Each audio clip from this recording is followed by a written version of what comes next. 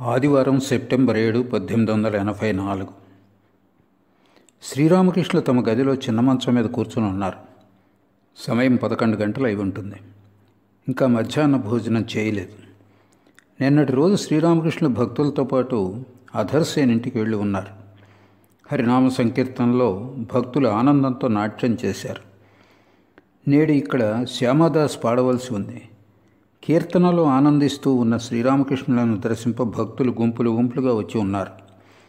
మొదట బాబురాం, మా, శ్రీరాంపూర్కు చెందిన బ్రాహ్మణుడు, మనోమోహన్, భవనాథ్, కిషోరి, పిదప చునీలాల్, హరిపదుడు మొదలైన వారు వచ్చారు. క్రమంగా ముఖర్జీ సోదరులు రామ్, సురేంద్రుడు, తారక్, అధర్, నిరంజన్ తదితరులు వచ్చారు. లాటు, హరీష్, హజ్రాలు దక్షిణేశ్వరంలోనే ఉంటున్నారు. రామ్లాల్ కాళికాలయంలో పూజలు నిర్వర్తిస్తూ శ్రీరామకృష్ణుల బాగోగులు చూసుకుంటున్నాడు. రామ్ చక్రవర్తి విష్ణువాలయంలో పూజ చేసి వచ్చాడు. ఇతడు మధ్య మధ్యలో వచ్చి శ్రీరామకృష్ణుల అవసరాలను చూసుకుంటూ ఉంటాడు. లాటు, హరీష్లు శ్రీరామకృష్ణుల సేవ చేస్తూ ఉన్నారు. మా వచ్చి ఆయనకు ప్రణామం చేశాడు. అతడితో, ఏమిటి నరేంద్రుడు రాలేదా అని అడిగారు ఆయన. నరేంద్రుడు నేడు రాలేకపోయాడు. శ్రీరాంపూర్కు చెందిన బ్రాహ్మణుడు రాంప్రసాద్ పాటల పుస్తకాన్ని తీసుకొచ్చాడు. దానిలో నుండి కొన్ని పాటలు చదివి శ్రీరామకృష్ణులకు వినిపించాడు. శ్రీరామకృష్ణుల బ్రాహ్మణునితో, కొంచెం చదువు చూద్దాం అన్నారు. బ్రాహ్మణుడు, ఒలువలు ధరించు అమ్మా నీ ఒలువలు ధరించు అమ్మా ఒలువలు ధరించు. శ్రీరామకృష్ణులు, ఆపవయ్య, ఈ ఒలువలు గిలువలు పాటలు విడిచిపెట్టి భక్తిని జాగృతం చేసే పాటల చదువు. ఎరుగగతరమే ఎరికినైనా తల్లి కాళి నిజతత్వమించుక అని చదివాడు బ్రాహ్మణుడు. శ్రీరామకృష్ణులు మాతో, నిన్న అధర్సేన్ ఇంట్లో భావపారవస్య స్థితిలో ఒకే వైపుగా కూర్చున్నందున కాలు చాలా నొప్పి చేసింది. కాబట్టి ఇక మీద ఎక్కడికి పోయినా బాబురాంను తోడుకొని వెళ్ళాలి. అతడు అర్థం చేసుకోగలడు. ఇలా అంటూ శ్రీరామకృష్ణులు పాడసాగారు. మది విప్పినేనెట్లు చెప్పగలనో సఖా, చెప్పరాదని నోరు నొక్కబడి ఉండగా. మది విప్పినేనెట్లు చెప్పగలనో సఖా, చెప్పరాదని నోరు నొక్కబడి ఉండగా. నా బాధ తెలియగల దయసాలి గనలేక మరణించు స్థితిలో నమనినాడనిప్పుడు. మది విప్పి నేనెట్లు చెప్పగలనో సఖా, చెప్పరాదని నోరు నొక్కబడి ఉండగా. అతని చూపులలోకి చూచినంతనే చాలు, నా హృదయ సఖుడెవరో కనిపెట్టజాలుతును. దివ్య ప్రేమోత్తుంగ పర్వమున ఆనంద తన్మయత నీదెడు వాడు కానగరాడు. దివ్య ప్రేమోత్తుంగ పర్వమున ఆనంద తన్మయత నీదెడు వాడుగా నగరాడు. మది విప్పి నేనెట్లు చెప్పగలనో సఖా, చెప్పరాదని నోరు నొక్కబడి ఉండగా. బావుల్ శాఖకు చెందినవారు ఇటువంటి పాటలు పాడతారు. వేరే పాటలు ఉన్నాయి. ఎన్ని చోటులో ఎప్పుడు గ్రుమ్మరుచు అరుగుచుండునో పరిరాజక. ఎన్ని చోటులో ఎప్పుడు గ్రుమ్మరుచు అరుగుచుండునో పరివ్రాజక. నీదు పయనమిటనొక్క గడియయే నిలువగదోయి సాధు సత్తమా.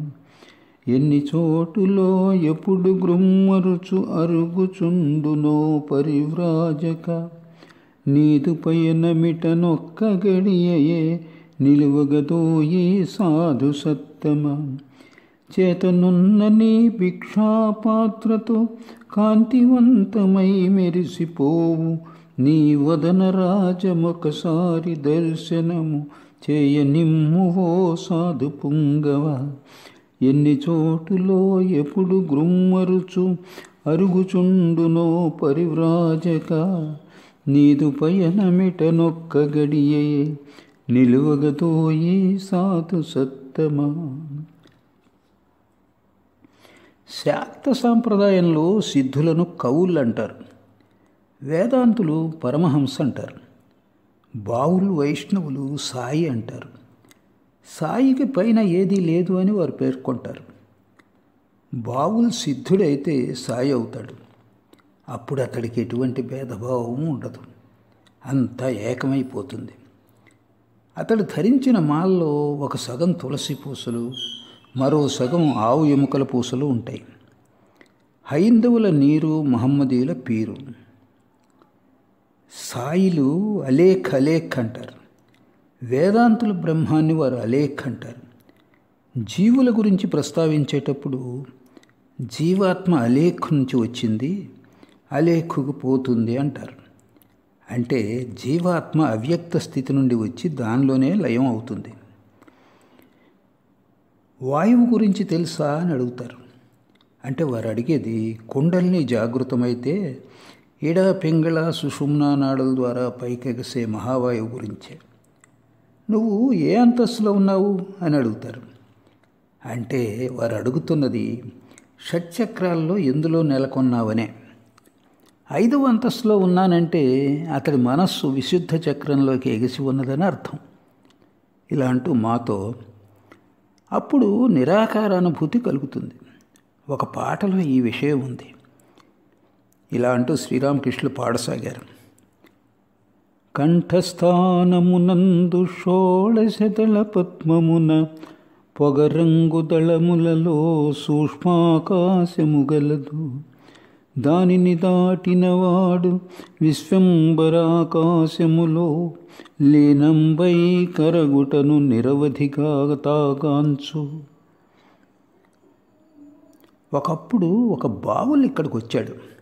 అతడితో నీ రసం పాకాన పడిందా, కుండను దించేసావా అని అడిగాను.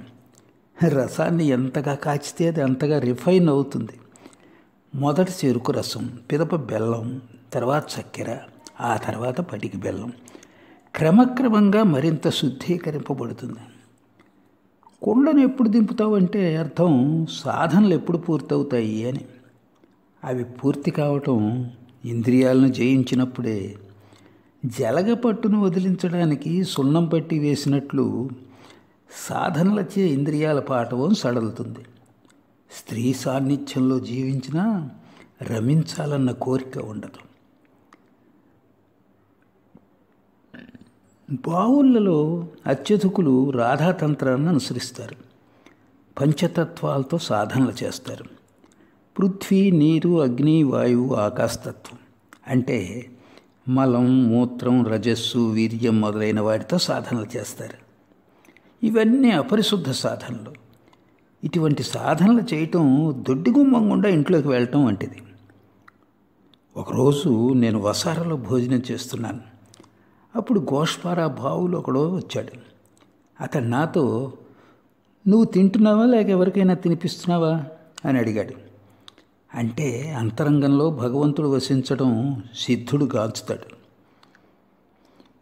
ఈ సంప్రదాయ సిద్ధులు ఇతర సంప్రదాయస్తులను జీవులను సంబోధిస్తారు. ఇతర మతస్థులతో మాట్లాడరు. ఇక్కడ జీవుడు ఉన్నాడని చెప్పుకుంటారు. ఇటువంటి ఒక బావులను నేను కామార్పుకూరులో చూశాను. ఆమె పేరు సరీపాథర్. వీళ్ళు తమ సంప్రదాయస్తుల ఇళ్లలోనే భోజనం చేస్తారు. ఇతర సంప్రదాయస్తుల ఇళ్లలో తినరు. మల్లిక్కు వంశజులు సరీపాథర్ ఇంట్లో భోజనం చేశారు. కానీ హృదయ్ ఇంట్లో భోజనం చేయలేదు. హృదయ్ను జీవుడన్నారు. నేను ఒకరోజు హృదయ్తో ఆమె ఇంటికి వెళ్ళాను. ఆమె అనేక తులసి మొక్కలు నాటి ఉంది. నాకు బఠానీలు చేర్చిన మరమరాలు పెట్టింది. నేను కాస్త తిన్నాను. హృదయ్ ఎక్కువగానే తిన్నాడు. అందుచేత అస్వస్థతకు గురయ్యాడు. వాళ్ళు సిద్ధావస్థను సహజ స్థితి అంటారు. ఒక శాఖ వారు సహజ్ అంటూ తిరుగుతూ ఉంటారు. సహజ స్థితికి 2 లక్షణాలు ఉన్నాయి. ఒకటి, ఆ స్థితి పొందిన వారి దేహంలో కృష్ణగంధం ఉండదు. రెండవది వారు పువ్వు మీద వాలినప్పటికీ తేనె గ్రోలను తుమ్మెదలాగా ఉంటారు. కృష్ణగంధం ఉండదు అంటే భగవద్భావాలన్నీ అంతర్ముఖమై ఉంటాయి. ఇవేవి బయటికి కానరావు. హరినామం కూడా ఉచ్చరించరు. రెండవది, స్త్రీల పట్ల ఎలాంటి ఆసక్తి ఉండదు. జితేంద్రియులు. వీళ్ళు దైవ పూజ, విగ్రహారాధన లైక్ చేయరు. జీవం ఉన్న మనిషిని ఇష్టపడతారు. అందుకే వారిలో ఒక శాఖను కర్త భజ అంటారు. కర్త అంటే గురువు. గురువును భగవంతునిగా భావించడం, పూజించడం అన్నమాట. చూసావా ఎన్ని రకాల మతాలు? ఒక్కో మతం ఒక్కో మార్గం. అసంఖ్యాక మతాలు, అసంఖ్యాక మార్గాలు అన్నారు శ్రీరామకృష్ణ. దీనిలో దారి ఏది అని అడిగాడు భవనాథ్. ఏదో ఒక దాన్ని గట్టిగా పట్టుకోవాలి. డాబాపైకి మెట్ల ద్వారా వెళ్ళవచ్చు, నిచ్చెన ద్వారా పోవచ్చు. తాళ్ళ నిచ్చెన ద్వారానో కేవలం తాడుతోనో వెదురు పొంగు పుచ్చుకునో వెళ్ళవచ్చు. కానీ అక్కడొక్కాలు ఇక్కడొక్కాలు వేస్తే ప్రయోజనం లేదు. ఒకదాన్ని మాత్రమే గట్టిగా పట్టుకోవాలి. భగవత్ సాక్షాత్కారం పొందగోరితే ఏదో ఒక మార్గాన్ని గట్టిగా పట్టుకోవాలి. ప్రతి మతం ఒక మార్గం అని అవగతం చేసుకో. నా మార్గమే సరైంది, ఇతరుల మార్గాలేవి సరైనవి కావనే తలంపు ఉండరాదు. ద్వేషం పనికిరాదు. సరే, నా మార్గం ఏది? కేశవ్ నాతో, మీరు మా మార్గగాములే నిరాకారాన్ని క్రమేణా అంగీకరిస్తూ ఉన్నారు అనేవాడు. నేను వారికి చెందినవాడినని అంటున్నాడు శశిధర్. విజయ్ కూడా నేను అతడి సంప్రదాయాన్ని అనుసరిస్తున్నానని చెప్తున్నాడు. సకల మతాలను అనుసరించి భగవత్ సాన్నిధ్యాన్ని పొందగలిగానని శ్రీరామకృష్ణులు తెలియపరుస్తున్నారా ఏమిటి? ఆయనకు సర్వమత సారం తెలుసు కదా. ఈ కారణం చేతనే విభిన్న మతస్థులు ఆయన వద్దకు వచ్చి సాంత్వనం పొందుతున్నారు. ఒకరిద్దరు భక్తులతో శ్రీరామకృష్ణులు ముఖ ప్రక్షాళనకై పంచవటికేసి బయలుదేరారు. పగలు 12 గంటల వేళ. గంగలో పోటు ప్రారంభమయ్యే సమయం. ఆ హోరు వినగోరి శ్రీరామకృష్ణులు పంచవటిలో కాసేపు వేచి ఉన్నారు. భక్తులతో ఇలా అన్నారు. ఈ పోటుపాట్లు ఎంత విచిత్రమైనవి! ఇక్కడ ఒకటి గమనించాలి. ఇవన్నీ సాగర సమీపంలోనే నదిలో ఏర్పడతాయి. సముద్రానికి దూరంగా ఉన్నప్పుడు నది ఏకదిశగా ప్రవహిస్తూ ఉంటుంది. దీని అర్థం ఏమిటి? ఆధ్యాత్మిక జీవితంలో దీని ప్రత్యేకతను అనువర్తించుకొని చూడండి. భగవంతునికి సమీపంలో ఉండేవారికే భక్తి పారవశ్యతలన్నీ ఏర్పడతాయి.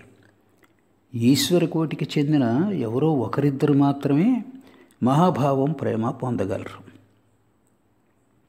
ఇలా అంటూ మాతో, అది సరే, పోటుపాట్లు ఎందుకు ఏర్పడుతున్నాయి అని అడిగారు. అందుకు సూర్యచంద్రుల ఆకర్షణ శక్తి వలన ఇవి సంభవిస్తున్నాయని పాశ్చాత్య ఖగోళ శాస్త్రం పేర్కొంటోంది అని చెప్పి నేల మీద భూమి, చంద్రుడు, సూర్యుడు బొమ్మలు గీచి వాటి చలనాలను వివరించాడు. శ్రీరామకృష్ణులు ఒకంతసేపు చూసి పిదప, చాలా ఆపు, వీటిని చూసి నా తల గిర్రని తిరుగుతోంది అన్నారు. ఇలా మాట్లాడుకుంటూ ఉన్నప్పుడు పోటు ప్రారంభమైంది. హోరుమని అలల తాకిడికి శబ్దం వినిపిస్తోంది. జలం ఆలయపు ఒడ్డును ఉద్ధృతంగా ఢీకొని ఉత్తర దిశకేసి ప్రవహించసాగింది. శ్రీరామకృష్ణులు తదేకంగా నదిని చూస్తూ ఉన్నారు. దూరంలో ఒక పడవ ఊగులాడటం చూసి ఆయన పసిబాలులా, అదిగో అదిగో అదిగో ఆ పడవను చూడు, ఏమవుతుందో తెలియటం లేదు అంటూ అరిచారు. మాతో మాట్లాడుతూనే శ్రీరామకృష్ణులు పంచవటి వద్దకు వచ్చారు. ఆయన చేతిలో గొడుగు ఉంది. దాన్ని పంచవటి అరుగు మీద పెట్టారు. పాఠశాల విద్యార్థి నారాయణ ప్రస్తావన వచ్చింది. శ్రీరామకృష్ణులు అతడిలో సాక్షాత్తు నారాయణ్ణి గాంచారు కాబోలు. అందుకే అతడిని అమితంగా ప్రేమించారు. శ్రీరామకృష్ణులు మాతో, నారాయణ స్వభావం గమనించావా? పిన్నలతో పెద్దలతో బాగా కలిసిపోతాడు. ప్రత్యేకమైన శక్తి లేకుంటే ఇది సాధ్యం కాదు. అందరూ అతడిని ప్రేమిస్తున్నారు. అతడు నిజంగానే సరళ హృదయుడేనా? ఏమంటావు అని అడిగారు. అందుకు అవునండి, అలాగే తోస్తున్నది అన్నాడు. నీ వద్దకు అతడు వస్తూ ఉంటాడు కదా అని అడిగారు శ్రీరామకృష్ణ. అవునండి, 1-2 సార్లు వచ్చాడు అన్నాడు అతడికి నువ్వు ₹1 ఇస్తావా, లేక ఖాళీని ఇవ్వమని చెప్పనా అని అడిగారు శ్రీరామకృష్ణులు. వద్దు, నేనే ఇస్తాను అన్నాడు మా. మంచిది, భగవంతుని పట్ల అనురాగం కలవారికి ఇవ్వటం మంచిది. దానితో ధనం సద్వినియోగం అవుతుంది. గడించినదంతా కుటుంబానికి ఖర్చు చేసి వేస్తే ఏం ప్రయోజనం అన్నారు శ్రీరామకృష్ణులు. కిషోరికి పిల్ల జల్ల అంతా ఉన్నారు. ఆదాయం తక్కువ, కుటుంబ పోషణ కష్టంగా ఉంది. శ్రీరామకృష్ణులు మాతో, అతడికి ఒక ఉద్యోగం ఇప్పిస్తానని నారాయణ చెప్పి ఉన్నాడు. నారాయణకు ఆ విషయం ఒకసారి జ్ఞాపకం చెయ్యి అన్నారు. మా పంచవటిలో నిలబడి ఉన్నాడు. శ్రీరామకృష్ణులు సరుగుడు తోపుకు వెళ్ళి కాసేపట్లో తిరిగి వచ్చారు. మాతో, నువ్వు వెళ్ళి నా గది బయట ఒక చాప పరచమని చెప్పు, ఎవరికైనా చెప్పు. కాసేపట్లో అక్కడికి వస్తాను, కొంచెం సేపు పడుకోవాలి అన్నారు. శ్రీరామకృష్ణులు గదికి తిరిగి రాగానే ఇలా అన్నారు. గొడుగు తీసుకురావటం మీరందరూ మర్చిపోయారు. అందరూ నవ్వారు. చెంచల మనస్కులై హడావిడిగా ఉండే వ్యక్తులకు కళ్ళ ముందు ఉండేవి కూడా కనిపించవు. ఒకడు చుట్ట ముట్టించుకోవడానికే నిప్పు కోసం పొరుగింటికి వెళ్ళాడు. కానీ అతడి చేతిలో లాంతరదీపం వెలుగుతూ ఉంది. మరొకడు తువ్వాలు కానరాక అక్కడ ఇక్కడ వెతుకుతున్నాడు. చివరికి చూస్తే అది అతడి భుజం మీదే ఉంది. కాళికాలయం నుంచి వచ్చిన అన్నప్రసాదాన్ని శ్రీరామకృష్ణులు భుజించారు. అప్పుడు సమయం దాదాపు 1 గంట అయి ఉంటుంది. పిదప కాసేపు విశ్రమించతలిచారు. గదిలో భక్తులు ఇంకా కూర్చునే ఉన్నారు. హరీష్, నిరంజన్, హరిపదుడు మొదలైన వారు ప్రసాదానికై ఆలయ భోజనశాలకు వెళ్ళనున్నారు. హరీష్తో శ్రీరామకృష్ణులు, మీకోసం ఈ మామిడి తాండ్రం తీసుకువెళ్ళండి అన్నారు. తర్వాత ఆయన ఒకంతసేపు పడుకున్నారు. బాబురాంతో, బాబురాం నా పక్కన వచ్చి కూర్చో అన్నారు. అందుకు బాబురాం, నేను తమలపాకులు చుడుతున్నాను అన్నాడు. అది ఉండని అంటూ శ్రీరామకృష్ణులు విశ్రమించారు. ముఖర్జీ సోదరులు చునీలాల్, హరిపదుడు, భవనాథ్, తారక్ మొదలైన భక్తులు పంచవటిలోని పొగడ చెట్టు కింద కూర్చునున్నారు. తారక్ బృందావనం నుండి తిరిగి వచ్చాడు. బృందావనం గురించి భక్తులతో కబుర్లు చెప్తున్నాడు. అతడు నిత్యగోపాలతో బృందావనంలో బస చేసి ఉన్నాడు. శ్రీరామకృష్ణులు విశ్రమించి ఉన్నారు. సాంప్రదాయ రీతిలో శ్యామదాస్ గోపికల విరహగీతాలు పాడనారంభించాడు. రాధా విరహవేదన్ను విన్న శ్రీరామకృష్ణులు భావపారవశ్యులైనారు. ఆయన చిన్న మంచం మీద కూర్చునున్నారు. నేల మీద బాబురాం, నిరంజన్, రామ్, మన్మోహన్, మా, సురేంద్రుడు, భవనాథ్ ప్రభృతులు కూర్చునున్నారు. పాట మనస్సును ఆకట్టుకోలేకపోయింది. కొన్నగరకు చెందిన నవాయి చైతన్యుని పాడమని శ్రీరామకృష్ణులు కోరారు. ఇతడు మన్మోహన్ పినతండ్రి. పింఛను పుచ్చుకుంటూ కొన్నగర్లో గంగా తీరాన ఆధ్యాత్మిక సాధనలో కాలం గడుపుతూ ఉన్నాడు. తరచూ శ్రీరామకృష్ణుల దర్శనార్థం వస్తూ ఉంటాడు. నవాయి బిగ్గరగా పాడసాగాడు. శ్రీరామకృష్ణులు లేచి నిలబడి నృత్యం చేయసాగారు. నవాయి తక్కిన భక్తులు పాడుతూ ఆయన చుట్టూ నృత్యం చేశారు. పాట చక్కగా కుదిరింది. మహిమాచరణ్ కూడా ఆయనతో పాటు నృత్యం చేయసాగాడు. కీర్తన పూర్తి కాగానే శ్రీరామకృష్ణులు తమ ఆసనంలో కూర్చున్నారు. హరినామ సంకీర్తన పిదప ఆనందమయి అయిన జగజ్జననిపై పాట ప్రారంభమైంది. శ్రీరామకృష్ణులు పారవశ్యులై పాడనారంభించారు. ఆయన దృష్టి ఊర్ధ్వాభిముఖమై ఉంది. ఆనందమయి మాత వెనుకాడకే, నీ నిర్భాగ్య శిశువునకు ఆనందమీయగా. ఆనందమయి మాత వెనుకాడకే, నీ నిర్భాగ్య శిశువునకు ఆనందమీయగా. నీ పాదములు తప్ప మది అన్యమెరుగదు, వెనుకాడకే ఆనందమయి మాత వెనుకాడకే. భయముగా మృత్యువు పండ్లు కొరుకుచునుండ, బదులు నేనేమని పలుకవలె చెప్పవే. ఆనందమయి మాత వెనుకాడకే, నీ నిర్భాగ్య శిశువునకు ఆనందమీయగా. నీ ధ్యానమే విధము నీ భావమా విధము, నీ భావమును బట్టి నీకుండు భక్తి. నీ ధ్యానమే విధము నీ భావమా విధము, నీ భావమును బట్టి నీకుండు భక్తి. భక్తి ఏ రీతియో ఫలమగును ఆ రీతి, ఫలములన్నింటికి మూలమా శ్రద్ధయే. నీ ధ్యానమే విధము నీ భావమా విధము, నీ భావమును బట్టి నీకుండు భక్తి. కాళికాపద సుధా కాసారమున నాదు, మది మునిగి నిండార మధురూపమైదనర. బలులకు పూజలకు బహుయజ్ఞములకును లేదు పనివానితో లేదసలు లేదమ్మా. నీ ధ్యానమే విధము నీ భావమా విధము, నీ భావమును బట్టి నీకుండు భక్తి.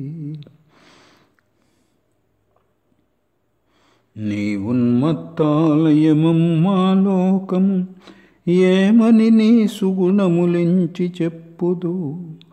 ఏనుగుపై నీవే గుటమాని, చరణముపైనే తిరుగుచుందువు.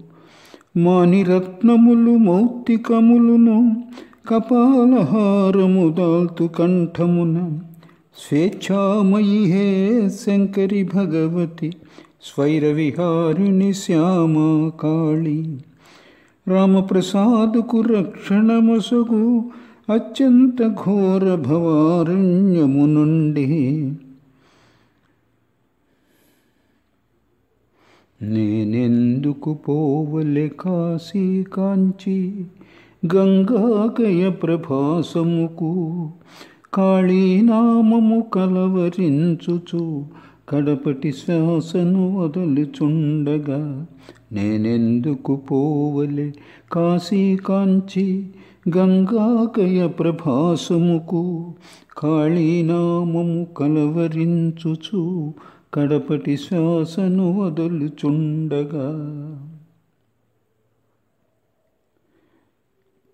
ఉండు మనసా నీలో నుండవే ఏ వేళనైనా, ఉండు మనసా నీలో నుండవే ఏ వేళనైనా.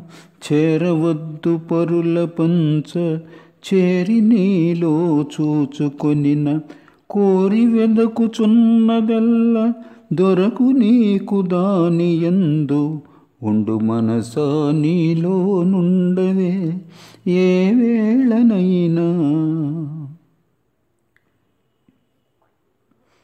నల్లనిదౌనా మానస భ్రమరము, ఉల్లాసంబుగా లాగివేయబడే. నల్లనిదౌనా మానస భ్రమరము, ఉల్లాసంబుగా లాగివేయబడే. తల్లి శ్యామ పద నీరజమునకు ఉల్లము రంజిల జేయు విధమున. నల్లనిదౌనా మానస భ్రమరం, ఉల్లాసంబుగా లాగివేయబడే. పదిలపరచవే మనసా అమ్మ శ్యామను, అతి ప్రియమగునా అమ్మ శ్యామను. పదిలపరచవే మనసా అమ్మ శ్యామను, అతి ప్రియమగునా అమ్మ శ్యామను. నిలుపుము నీలో అతి భద్రముగా, పరులెవ్వరినీ చేరనీయకుం. మనమిరువురమే ఆమెను చూతం.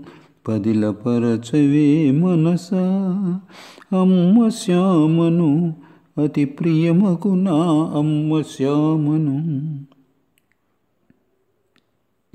ఈ పాటను పాడుతూ శ్రీరామకృష్ణులు లేచి నిలబడ్డారు. జగజ్జనని ప్రేమోన్మత్తతలో మునిగిపోయి పదిలపరచవే మనసా అమ్మ శ్యామననే పాదాన్ని భక్తులకు పదే పదే చెబుతూ ఉన్నట్లు పాడారు. మధువు గ్రోలి మత్తులో మునిగిపోయినట్లుగా ఉన్నారు. నృత్యం చేస్తూ మళ్ళీ పాడారు. నామాయి నల్లనిదా నల్లనిదా నిజముగనే నా మాయి నల్లనిదా నల్లనిదా నిజముగనే శ్యామాంగి దిగంబరి హృదయాబ్జపు ఉద్దీపని నా మాయి నల్లనిదా.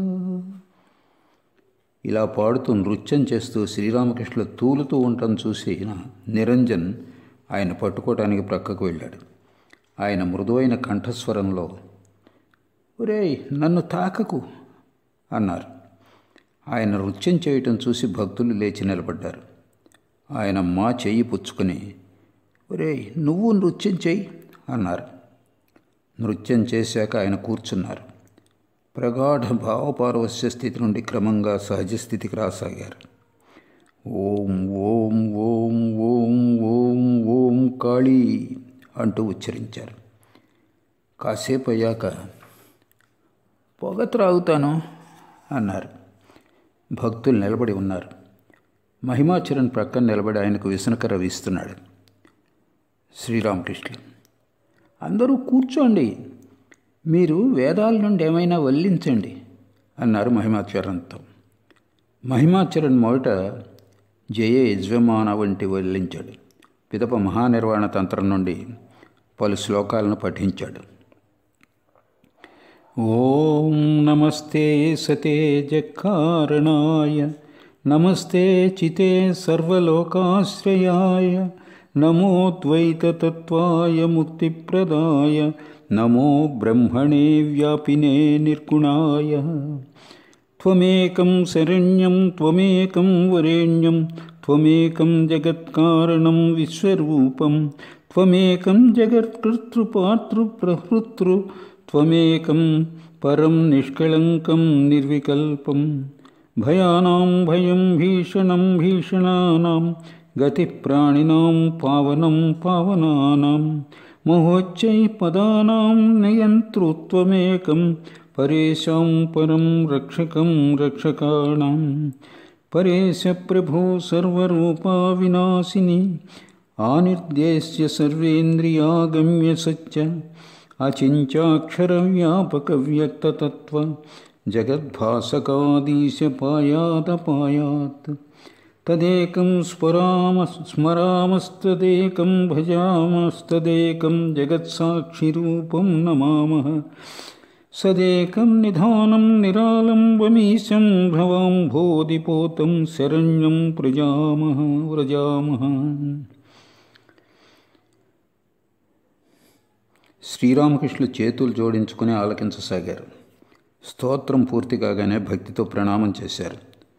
భక్తులు చేతులు జోడించి ప్రణామం చేశారు. అధర్ కలకత్తా నుంచి వచ్చాడు. శ్రీరామకృష్ణులకు ప్రణమిల్లాడు. శ్రీరామకృష్ణులు మాతో, నేడు ఎంతో ఆనందం కలిగింది. మహిమాచరణ్ కూడా ఈ దారిలోకి వచ్చేసాడే. హరినామంలోని ఆనందం ఎలా ఉంది? చాలా బాగుంది కదా. అవునండి అన్నాడు మా. మహిమాచరణ్ జ్ఞాన మార్గావలంబి. నేడతడు హరినామ సంకీర్తనలో పాల్గొన్నాడు. నృత్యం కూడా చేశాడు. ఇది చూసి శ్రీరామకృష్ణులు చాలా సంతోషించారు. సాయంకాలం అయింది. భక్తులు ఒక్కరొక్కరుగా శ్రీరామకృష్ణుల నుండి సెలవు పుచ్చుకున్నారు. శ్రీరామకృష్ణుల గదికి దక్షిణాన ఉన్న పొడవైన వసారాలోనూ పశ్చిమాన ఉన్న అర్ధచంద్రాకార మొగసాలలోనూ దీపాలు వెలిగించారు. గదిలో కూడా దీపం వెలిగించి సాంబ్రాణి ధూపం వేశారు. కాసేపటికల్లా చంద్రోదయం అయింది. ఆలయ ప్రాంగణం, తోటబాట, గంగాతీరం, పంచవటి, వృక్షాగ్రాలు అన్నీ వెన్నెల కాంతిలో చిరునవ్వులు చిందిస్తున్నాయి. శ్రీరామకృష్ణులు తమ గదిలో కూర్చుని జగజ్జనని నామాన్ని జపిస్తూ ధ్యానంలో ఉన్నారు. ఇంతలో అధరు వచ్చి కూర్చున్నాడు. గదిలో మా నిరంజన్లు ఉన్నారు. శ్రీరామకృష్ణులు అధర్తో మాట్లాడిన ఆరంభించారు. ఏమిటి ఇప్పుడైనా రావటం? ఇవాళ ఎన్ని నృత్య గీతాలు జరిగాయని. రామ్ సంగీత గురువైన శ్యామదాస్ పాడాడు, కానీ అంతగా నచ్చలేదు. లేచి నృత్యం చేయాలనే భావనే జనించలేదు. ఆ వ్యక్తి కథను తర్వాతనే విన్నాను. అతడి నెత్తి మీద ఎన్ని వెంట్రుకలు ఉన్నాయో అన్ని స్త్రీ సంబంధాలు అతడికి ఉన్నవట. గోపీదాస్ కుమారుగా ఒకరు వచ్చాడే, అతడు చెప్పాడు అన్నారు. అందరూ నవ్వారు. మరలా ఆయన అధర్తో, అవును, నీకు ఆ ఉద్యోగం దొరకలేదా అని అడిగారు. అధర్ ఒక డిప్యూటీ మెజిస్ట్రేట్, నెల జీతం 300 రూపాయలు. కలకత్తా పురపాలక సంఘం వైస్ చైర్మన్ పదవికి దరఖాస్తు పెట్టాడు. దానికి నెల జీతం 1000 రూపాయలు. ఆ ఉద్యోగార్థం అతడు కలకత్తాలోని పలువురు ప్రముఖుల సిఫార్సు కోరాడు. శ్రీరామకృష్ణులు మా నిరంజన్లతో, అధర్కు ఈ ఉద్యోగం లభించాలని మీరు జగజ్జనని ప్రార్థించండి అని హాజ్రా నాతో చెప్పాడు. అధర్ కూడా చెప్పి ఉన్నాడు. నేను అమ్మను, అమ్మ, ఇతడు నీ వద్దకు వస్తూ పోతున్నాడు, నీకు సమ్మతమైతే అతడికి ఆ ఉద్యోగం లభించని అని ప్రార్థించాను. అదే సమయంలో దాంతోపాటే ఇది చెప్పాను, అమ్మ, ఇతడిది ఎంత అల్పబుద్ధి, భక్తి జ్ఞానాల కోరకు ఇవన్నీ కోరుతున్నాడు. ఇలా అంటూ శ్రీరామకృష్ణ అధర్తో, ఈ అల్పుల చుట్టూ ఎందుకు తిరుగుతున్నావు? నువ్వెంతో చూసావు, ఎంతో విని ఉన్నావు. రామాయణం అంతా విని రాముడికి సీత ఏమవుతుంది అన్నట్లుంది. ఫలానా మల్లిక్ ఉన్నాడే, అతడిది అల్పబుద్ధి. నేను ఒక గ్రామానికి వెళ్ళటానికి పడవ ఏర్పాటు చేశాడు. అతడి ఇంటికి వెళుతూనే హృదయ బండి ఏర్పాటు చేసి వేశాను కదూ అన్నాడు. సంసార జీవితం గడిపేవాడు ఇలా చేయకుండా జరగదు. ఇవన్నీ వలదని మీరు అడ్డు చెప్పలేదే అన్నాడు అధర్. అందు శ్రీరామకృష్ణుడు, నివృత్తియే మంచిది, ప్రవృత్తి మంచిది కాదు. నేను భగవదోన్మత్త స్థితిలో ఉన్నప్పుడు అందరూ చేస్తున్నట్లు నన్ను కూడా సంతకం చేసి జీతం పుచ్చుకోమని ఆలయ నిర్వహణాధికారి పిలువనంపాడు. అందుకు నేను అది నా వల్ల కాదు అన్నాను. నేను డబ్బు కోరటం లేదే, కావాలంటే ఇంకెవరికైనా ఇచ్చుకో అన్నాను. నేను భగవంతునికి మాత్రమే సేవకుణ్ణి, ఇంకెవరికి సేవకుణ్ణి కావాలి? నా భోజనం ఆలస్యం అవుతోందని గుర్తించిన మల్లికి ఒక వంటవాడిని ఏర్పాటు చేశాడు. అతడికి నెలకు ₹1 ఇచ్చాడు. నాకు సిగ్గేసింది. అతడు పిలువనంపితే నేను పరిగెత్తాలి, నేనుగా వెళ్ళటం అనేది వేరే సంగతి. అల్పబుద్ధులకు సేవ చేయటం, సంసారం అంటే ఇవన్నీ ఇంకా ఎన్నో. ఈ ఉన్మత్త స్థితి కలిగిన ఆరంభించాక నా చుట్టూ జరుగుతూ ఉన్నది చూసి నేను అమ్మతో ఇలా అన్నాను, అమ్మ, ఈ క్షణమే మనస్సును త్రిప్పివేయి, తేనెలులికే మాటలు పలికే వ్యక్తుల ఆహారం ఇక వద్దు తల్లి, వద్దు. తిన్నది బయటికి వచ్చేస్తోంది. మరేమిటి? అందరూ నవ్వారు. మరల శ్రీరామకృష్ణ అధర్తో, నీకున్న ఉద్యోగంతో సంతృప్తి చెందు. 50-100 రూపాయల ఉద్యోగానికే జనం అర్రులు చాచే కాలం ఇది. మరి నువ్వో 300 సంపాదిస్తున్నావు.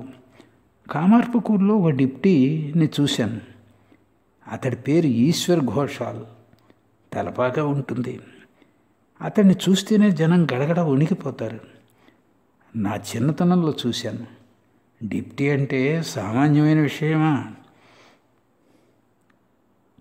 ఎవరి వద్ద పనిచేస్తున్నావో అతడి వద్ద కొనసాగించు. ఒకటి క్రింద పనిచేస్తేనే మనసు పాడైపోతుంది.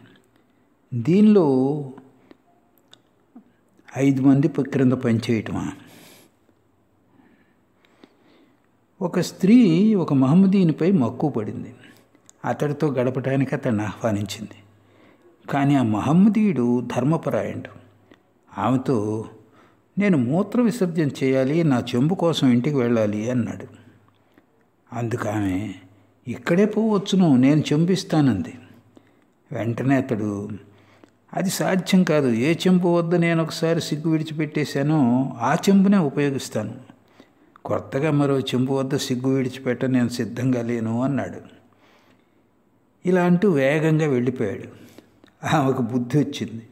కొత్త చెంపు అంటే అర్థం విటుడని ఆమె గ్రహించింది. నరేంద్రుడు తన తండ్రి మరణానంతరం ఆర్థికంగా చాలా కష్టపడుతున్నాడు. తల్లి తోబుట్టువులను పోషించే భారం అతడిపైన పడింది. అందుకే ఉద్యోగం కోసం తిరుగుతూ ఉన్నాడు. విద్యాసాగర్ యొక్క బౌబజార్ పాఠశాలలో కొన్ని రోజులు హెడ్ మాస్టర్గా పనిచేశాడు. అధర్, నరేంద్రుడు ఉద్యోగం చేస్తాడా అని అడిగాడు. అందుకు శ్రీరామకృష్ణులు, ఓ చేస్తాడు, తల్లి తోబుట్టువులు ఉన్నారు కదా. అవును, నరేంద్రునికి 50 రూపాయలు లభిస్తే చాలు, 100 రూపాయలు లభించినా చాలు, 100 రూపాయల ఉద్యోగానికి ప్రయత్నించడా అని అడిగాడు అధర్. విషయాసక్తులు ధనాన్ని గౌరవిస్తారు. ధనానికి మించిన మహాభాగ్యం మరొకటి లేదనుకుంటారు. శంభు ఒకసారి నా ఆస్తిపాస్తులన్నీ భగవంతుని పాదపద్మాల వద్ద సమర్పించి కన్ను మూయాలన్నదే నా కోరిక అని చెప్పాడు. భగవంతుడు ధనాన్ని కాంక్షిస్తాడా? ఆయన కోరేదంతా జ్ఞానం, భక్తి, వివేక వైరాగ్యాలు మాత్రమే. విష్ణు ఆలయంలో ఆభరణాల దొంగతనం జరిగినప్పుడు మధురబాబు, ఓ విష్ణుమూర్తి, నీ ఆభరణాలను సంరక్షించుకోలేకపోయావా? చూడు, హంసేశ్వరి ఎంత బాగా సంరక్షించుకున్నదో అన్నాడు. ఒకసారి మధురు కొంత భూమిని నా పేరట రాసి ఇవ్వదలిచాడు. ఆ విషయమై హృదయం సంప్రదించాడు. ఇది కాళికాలయంలో ఉన్న నా చెవిని పడింది. నేను మధురు వద్దకెళ్ళి, ఇదిగో చూడు, అలా ఏది చేయవద్దు, నాకు చాలా కష్టం వేస్తుంది అన్నాను. సృష్టి ఆరంభం నుంచి 5-6 మాత్రమే మీ బోటివారు జన్మించి ఉండవచ్చు అన్నాడు అధర్. ఏమంటున్నావు? ఎందరో త్యాగధనులు ఉన్నారే. సిరి సంపదలు త్యజించినప్పుడే అతని గురించి జనం తెలుసుకుంటున్నారు. ఎవరికీ తెలియకుండా పలువురు ఉండవచ్చు. ఉత్తర భారతదేశంలో ఎంతోమంది త్యాగధనులు ఉన్నారు కదా. కలకత్తాలో ఒకరి గురించి నాకు తెలుసు, ఆయన దేవేంద్రనాథ్ ఠాగూర్ అన్నాడు అధర్. ఏమన్నావు? ఆయనలా సుఖాలను అనుభవించింది ఎవరు? ఒకసారి మధురబాబుతో అతడి ఇంటికి వెళ్ళాను. ఇంట్లో గంపెడు మంది పిల్లలు. వైద్యుడు వచ్చి వారికి మందుల చీటీలు రాసిస్తున్నాడు. 80 సంతానం కలవాడు భగవంతుని తలుచుకోక మరెవరిని తలుచుకుంటాడు? ఇంత సుఖభోగాలు అనుభవించి భగవచ్చింతం చేయకుంటే జనం అతన్ని ఏసుడించుకుంటారు. అయితే తన తండ్రి అప్పులన్నింటినీ ఆయనే తీర్చాడు అన్నాడు నిరంజన్.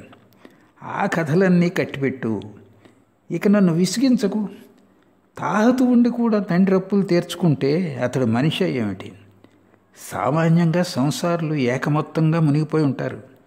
వారితో పోలిస్తే దేవేంద్రనాథ్ ఠాకూర్ ఎంతో మేలు. ఇతడి నుంచి వాళ్ళు ఎంతో నేర్చుకోవచ్చు. యథార్థమైన సన్యాసి భక్తునికి, గృహస్థ భక్తునికి హస్తిమశకాంతరం ఉంది. నిజమైన సన్యాస భక్తుడు తేనెటీగ వంటివాడు. తేనెటీగ పువ్వుల మీద తప్ప మరి దేని మీద రాలదు. తేనెను తప్ప మరి దేన్ని ఆస్వాదించదు. సంసారి అయిన భక్తుడు సామాన్యమైన ఈగ వంటివాడు. అది మిఠాయిపై రాలుతుంది, చీముకారే పుండు మీద రాలుతుంది. ఇటువంటి వాడు ఒక్కోసారి భగవద్భావంలో ఆనందం పొందుతాడు, మరుక్షణం కామినీ కాంచనాల్లో మునిగి ఆనందిస్తాడు. యథార్థమైన సన్యాస భక్తుడు చేతక పక్షి లాంటివాడు. అది స్వాతివాన నీటినే తప్ప మరి ఏ నీటిని తాగదు సుమా. చుట్టూ సప్త సముద్రాలు, నదులు నీటితో పొంగి పొరలుతూ ఉన్నప్పటికీ అది ఆ నీటిని త్రాగదు. అదేవిధంగా యథార్థ సన్యాసి కామినీ కాంచనాలను స్పృశించడు. ఎక్కడ ఆసక్తి జనిస్తుందో అని వాటి సమీపానికి కూడా వెళ్ళడు. చైతన్యదేవులు కూడా భోగాలను అనుభవించారు కదా అని అడిగాడు అధర్. అది శ్రీరామకృష్ణుల ఆశ్చర్యంతో, ఏ భోగాలను అనుభవించాడు అన్నారు. పాండిత్యం, ఖ్యాతి అన్నాడు అధర్. ఇతరులకి అది గొప్పగా తోచవచ్చు, కానీ ఆయన దృష్ట్యా అది ఏమీ కాదు. నువ్వు నన్ను గౌరవిస్తున్నావు, నిరంజన్ కూడా గౌరవిస్తున్నాడు. నిజం చెప్తున్నాను, నాకు అన్నీ ఒకటే. ఒక ధనవంతుణ్ణి వశం చేసుకోవాలనే భావన నా మనసులో ఎన్నడూ మెదలలేదు. రాఖాల్ ఈయనతో వసిస్తున్నాడు. ఈ విషయమై రాఖాల్ తండ్రి ఈయనపై వ్యాజ్యం వేయవచ్చునని సురేంద్రుడు అన్నట్లు మనోమోహన్ నాతో చెప్పాడు. అందుకు నేను, ఈ సురేంద్రుడెవడు? అతడి చాప, దిండు ఇంకా ఇక్కడ ఉన్నాయి. ఏదో కొంత డబ్బు ఇస్తున్నందున అలా చెప్పటమా అన్నాను. నెలకు 10 రూపాయలు ఇస్తుంటాడు కదా అన్నాడు అధర్. రూపాయలు 2 నెలల ఖర్చు సరిపోతుంది. భక్తులు ఇక్కడ బస చేస్తున్నారు, అతడు భక్తుల సేవకై ఖర్చు పెడుతున్నాడు. అది అతడికే పుణ్యం, దానివల్ల నాకేమిటి? రాఖాల్, నరేంద్రుడు వీరిని నేను ప్రేమిస్తున్నాను, అది నా స్వప్రయోజనానికే. తల్లి ప్రేమలా అన్నాడు మా. తల్లి ప్రేమకు వెనుక కూడా నా ముసలితనంలో వీడు పని చేసి నాకు తిండి పెడతాడు అని తలచి తల్లి అన్నీ చేసి పెడుతుంది. నేను వీరిని ప్రేమించేది వీరిలో సాక్షాత్తు నారాయణుని దర్శిస్తున్నాను కనుకనే. ఇవి ఒట్టి మాటలు కావసుమా? ఇలా అంటూ శ్రీరామకృష్ణుల అధర్తో, విను, దీపం వెలిగిస్తే దీపపు పురుగులకు కొదవుండదు. భగవంతుని పొందితే ఆయన సమస్తం సమకూర్చి పెడతాడు, ఏ లోటు ఉండదు. హృదయంలో ఆయన సుప్రతిష్ఠుడైతే సేవలు చేయటానికి పలువురు వచ్చి చేరతారు. ఒక బాల సన్యాసి భిక్షార్థం ఒక ఇంటికి వెళ్ళాడు. అతడు జన్మతః సన్యాసి, సంసారం గురించి అతడికి ఏమీ తెలియదు. ఆ ఇంట్లో నుంచి ఒక యువతి వచ్చి అతడికి భిక్ష వేసింది. అప్పుడు అతడు ఆ యువతి తల్లితో, అమ్మాయి, ఈమె ఛాతీపై వ్రణాలు లేచినవా అని అడిగాడు. అందుకు ఆమె, లేదు నాయన, ఆమె కడుపున పిల్లలు పుడతారని ఎంచి భగవంతుడు ఆమెకు పాలెండ్లను ప్రసాదించాడు, వాటిలోని పాలను బిడ్డ తాగుతాడు అన్నది. ఈ మాటలు విని ఆ సన్యాసి, అలా అయితే ఇక చింతించడం ఎందుకు, నేనెందుకు భిక్షాటం చేయాలి, నన్ను సృష్టించిన వాడే నాకు అన్నం పెడతాడు అని అన్నాడు. విను, ప్రియుడి కోసం సర్వస్వం త్యజించి వచ్చే స్త్రీ అవసరమైతే అతడితో, విశ్వాసఘాతకుడా, నీ గుండె మీద కూర్చొని నిన్ను దిగమింగుతాను అని కూడా చెప్పగలదు కదా. ఒకసారి నాంగ్టా ఇలా చెప్పాడు. ఒక రాజు బంగారు పళ్ళెరంలో బంగారు గ్లాసులో సాధువులకు భోజనం పెట్టాడు. కాశీలో మఠాధిపతులకు ఎంత గౌరవం, ఎంత మర్యాద. ఉత్తర భారతానికి చెందిన సేట్లు ఎంతోమంది వారి ముందు చేతులు కట్టుకొని నిలబడి వారి ఆజ్ఞ కోసం ఎదురు చూస్తుంటారు. కానీ నిజమైన సాధువు, నిజమైన సన్యాసి బంగారు పళ్ళెరాన్ని కోరడు, గౌరవ మర్యాదలను కాంక్షించడు. భగవంతుడు వారికి ఏ కొరత ఉంచడు. తనను పొందడానికి కావలసినవన్నీ వారికి ఆయనే చేకూరుస్తాడు. అందరూ మౌనంగా ఉన్నారు. మరలా ఆయన అధర్తో, నువ్వు ఒక కార్యనిర్వహణాధికారివి, నేనేం చెప్పగలను? ఏది సబబుగా తోస్తుందో దాన్ని చెయ్యి. నేను ఒక నిరక్షరాస్యుణ్ణి. అధర్ నవ్వుతూ భక్తులతో, ఆయన నన్ను ఇప్పుడు పరీక్షిస్తున్నారు అన్నాడు. అంది శ్రీరామకృష్ణ నవ్వుతూ, నివృత్తి మార్గమే మంచిది. చూడు, నేను జీతం కోసం సంతకం చేయలేదే. భగవంతుడే సత్యం, తక్కినదంతా సత్యం. ఇంతలో హాజరా వచ్చి భక్తులతో పాటు నేల మీద కూర్చున్నాడు. అతడు అప్పుడప్పుడు సోహం సోహం అంటుంటాడు. లాటు మొదలైన భక్తులతో, భగవంతుని ఆరాధించడంలో ఏం ప్రయోజనం, ఆయన వస్తువులనే ఆయనకు సమర్పించడమా అంటూ ఉంటాడు. ఒకరోజు నరేంద్రంతో కూడా అతడు అలాగే మాట్లాడాడు. శ్రీరామకృష్ణ హాజరాతో, భక్తుని ఆరాధ్య వస్తువు ఏమిటో లాటుకు తెలిపాను అన్నారు. నిజానికి భక్తుడు తనను తానే ప్రార్థిస్తున్నాడు అన్నాడు హాజరా. అందుకు శ్రీరామకృష్ణులు, అది చాలా ఉన్నత స్థితి. బలిచక్రవర్తితో బృందావళి అన్నింటిలోనూ ఉన్నతుడైన భగవంతునికి నువ్వు ఏం సమర్పించగలవు అని అడిగింది.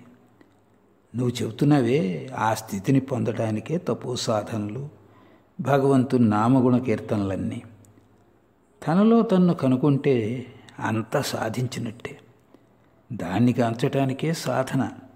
ఆ సాధన కోసమే దేహం. బంగారు ప్రతిమ పోతపోయినంత వరకు మట్టి మూస ఉండాలి. ప్రతిమ తయారైన పిదప మూసను పారవేస్తారు. భగవత్ సాక్షాత్కారానంతరం దేహాన్ని వదిలివేయవచ్చు. భగవంతుడు కేవలం అంతర్యామియే కాదు, ఆయన అంతరంలోనూ బాహ్యంలోనూ ఉన్నాడు. సమస్తం చిన్మయంగా ఉండటం కాళికాలయంలో ఒకసారి అమ్మ నాకు చూపించింది. ఆమె సమస్తంగానూ ఉన్నది. విగ్రహం, నేను, పూజాపాత్రలు, వేదిక, చలవరాళ్ళు అన్నీ చిన్మయమే.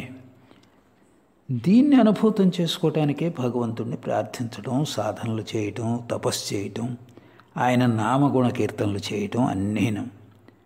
ఆయన పట్ల భక్తి కలిగి ఉండటం ఇందుకోసమే. వీరు లాటు ప్రభృతులు ఒక స్థితిని చేరుకున్నారు, ఇంకా అంత ఉన్నత స్థితిని చేరుకోలేదు. వీరు భక్తి మార్గంలో సాధనలు చేస్తూ ఉన్నారు. అందుకే వీరితో సోహం లాంటివి చెప్పొద్దు అన్నారు. తల్లి పక్షి తన పిల్లలను రెక్కలు కప్పి సంరక్షించేటట్లుగా కృపాసింధు అయిన శ్రీరామకృష్ణులు తమ భక్తులను కాపాడుతున్నారు. అధర్, నిరంజన్లు పలహారానికై వసారాలోకి వెళ్ళారు. పలహారం చేసి తిరిగి వచ్చారు. మా నేల మీద శ్రీరామకృష్ణుల పక్కన కూర్చున్నాడు. అధర్ నవ్వుతూ, మనం ఎంత మాట్లాడాం, అయితే ఈయన ఒక్క ముక్క కూడా మాట్లాడలేదు. శ్రీరామకృష్ణులు కేశవ్ సేన్ సమాజంలో 4 పట్టాలు పుచ్చుకున్న యువకుడు ఒకడు ఉండేవాడు. అందరూ నాతో వాదించడం చూసి నవ్వుకునేవాడు. ఏమిటి ఈయంతో వాదించడమా అనేవాడు. పిదప కేశవ్తో అతన్ని మరోసారి చూశాను. అప్పుడు అతడిలో మునుపటి కళ లేదు. విష్ణువాలయ పూజారి అయిన రామ్ చక్రవర్తి గదిలోకి వచ్చాడు. శ్రీరామకృష్ణులు అతడితో, ఇలా చూడు రామ్, నువ్వు పటికి బెల్లం గురించి దయాలతో చెప్పావా? వద్దు, ఇక చెప్పి ప్రయోజనం లేదు, ఎన్నోసార్లు చెప్పటం జరిగింది అన్నారు. శ్రీరామకృష్ణుల రాత్రి భోజనం కాళీమాతకు నివేదించిన 1-2 లూచీలు, కొంచెం రవ్వ పాయసం మాత్రమే. భోజనానికి ఆయన నేల మీద కూర్చున్నారు. ప్రక్కనే మా ఉన్నాడు. లాటు కూడా గదిలోనే ఉన్నాడు. భక్తులు పలు రకాల మిఠాయిలు తెచ్చి ఉన్నారు. ఒక మిఠాయిని తాకి ఆయన లాటుతో, దీన్ని తెచ్చింది ఆ వెధవే కదూ అంటూ దాన్ని గిన్నె నుండి తీసి పారవేశారు. మా లాటులతో ఆయన, నాకంతా తెలుసు, అతగాడు ఆనంద చటర్జీ కుమారుడు, అతడు ఘోష్పాడ వెలయాళ్ళ ఇళ్లకు వెళ్తుంటాడు అన్నారు. ఈ మిఠాయి ఇవ్వనా అన్నాడు లాటు. కిషోరి తెచ్చాడా అని అడిగారు. దీన్ని తింటారా అని అడిగాడు లాటు. శ్రీరామకృష్ణులు నవ్వుతూ అన్నారు. మా ఆంగ్ల విద్యాభ్యాసం చేసినవాడు. అతన్ని చూసి శ్రీరామకృష్ణులు, ప్రతి వ్యక్తి తీసుకువచ్చే పదార్థాలను తినలేకపోతున్నాను, నువ్వు దీన్ని విశ్వసిస్తావా అని అడిగారు. అవునండి, క్రమక్రమంగా విశ్వసించే తీరాలి అన్నాడు మా.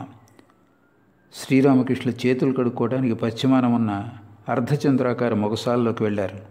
మా ఆయన చేతులపై నీరు పోశాడు. శరత్కాలం, నిర్మల నీలాకాశంలో చంద్రోదయం కాగానే ఆకాశము, గంగానది నిగనిగలాడసాగాయి. గంగలో పోటు బయలుదేరింది. దక్షిణాభిముఖంగా గంగ ప్రవహించసాగింది. ముఖం కడుక్కుంటూ శ్రీరామకృష్ణులు మాతో, అలా అయితే నారాయణకు రూపాయి ఇస్తావు కదూ అని అడిగారు. ఖచ్చితంగా ఇస్తానండి అన్నాడు మా. ఆదివారం సెప్టెంబర్ 14, 1884. శ్రీరామకృష్ణుల మధ్యాహ్న భోజనానంతరం తమ గదిలో విశ్రమించి ఉన్నారు. నరేంద్రుడు, భవనాథ్ మొదలైన భక్తులు కలకత్తా నుంచి వచ్చి ఉన్నారు. ముఖర్జీ సోదరులు జ్ఞాన్బాబు, చిన్నగోపాల్, పెద్దకాళి మొదలైన వారు వచ్చి ఉన్నారు. రాఖాల్ బలరాంతో బృందావనంలో ఉన్నాడు. అతడికి జ్వరం వచ్చిందని కబురు అందింది. నరేంద్రుడు తన తండ్రి మరణానంతరం తల్లిని, సోదరులను పోషించడంలో నానా కష్టాలు పడుతున్నాడు. అతడు చట్ట పరీక్షలకు చదువుతున్నాడు. జ్ఞాన్బాబు 4 విశ్వవిద్యాలయ పట్టాలు పుచ్చుకున్న వ్యక్తి. ప్రభుత్వోద్యోగంలో ఉంటున్నాడు. అతడు 10 లేక 11 గంటల ప్రాంతంలో వచ్చాడు. శ్రీరామకృష్ణ జ్ఞాన్బాబుతో, ఏమిటో హఠాత్తుగా ఈ జ్ఞానోదయం అన్నారు. అందుకు జ్ఞాన్ నవ్వుతూ, అవునండి, ఎంతో పుణ్యం చేసుకుంటేనే కదా జ్ఞానోదయం కలుగుతుంది అన్నాడు. అందుకు శ్రీరామకృష్ణ నవ్వుతూ, నువ్వే జ్ఞానమై ఉన్నప్పుడు నీలో అజ్ఞానం ఎక్కడ? ఓహో, అర్థమైంది. అజ్ఞానం ఉండేది జ్ఞానం ఉన్న చోటనే.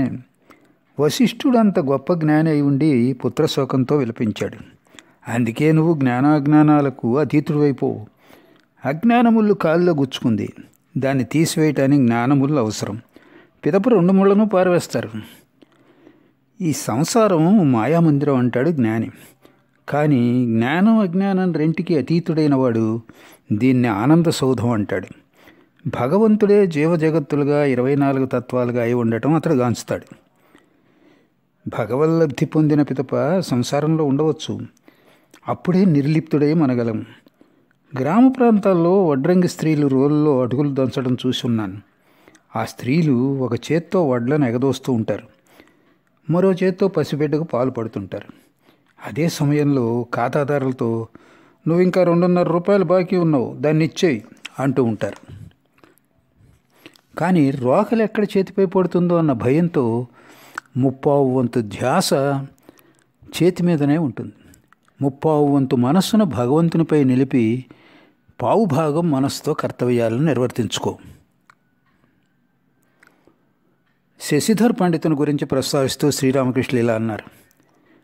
అతన్ని చూశాను. అతడు ఒకే భావం పట్టుకుని వేలాడుతూ శుష్క వేదాంత చర్చల్లో కాలం గడుపుతున్నట్లు కనిపించాడు.